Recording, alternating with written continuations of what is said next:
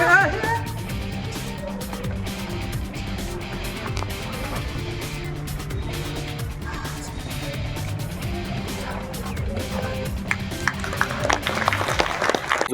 4 মে তাৰিখে মুম্বাইৰ খাণ্ডালাত শ্বটোকান karate organisation ইণ্ডিয়াৰ উদ্যোগত এখনি ৰাষ্ট্ৰীয় খেল অনুষ্ঠিত হৈছিলে আৰু তাতে আমি সুবিধা পাইছিলোঁ অসম টীমক প্ৰতিনিধিত্ব কৰাৰ কাৰণে।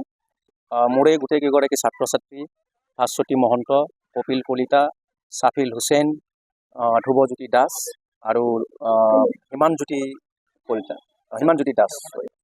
ভাৰতবৰ্ষৰ প্ৰায় 16খন ৰাজ্যৰ ছাত্ৰ ছাত্ৰীয়ে তাত বচা ছাত্ৰ ছাত্ৰী, গোটেইবিলাকেতো নোৱাৰে। কোনোবা ষ্টেটৰ 5জন, কোনোবা ষ্টেটৰ 7জন, কোনোবা ষ্টেটৰ 12জন, ঠিক তেনেকুৱাকৈ প্ৰায় 300 ল'ৰা ছোৱালীৰ মাজত খেল অনুষ্ঠিত হৈছিলে।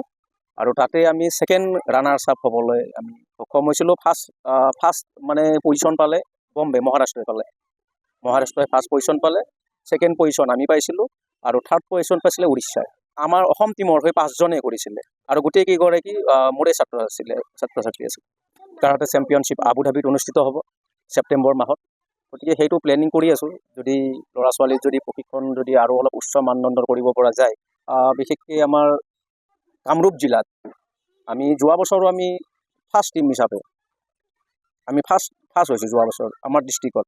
গতিকে আমাৰ ডিষ্ট্ৰিক্টতো আমি এইবাৰো আমি ফাৰ্ষ্ট হ'ম আৰু ইয়াৰ পিছত আমি নেশ্যনেলৰ পিছত ইণ্টাৰনেশ্যনেললৈকে আমি চিন্তা কৰিম।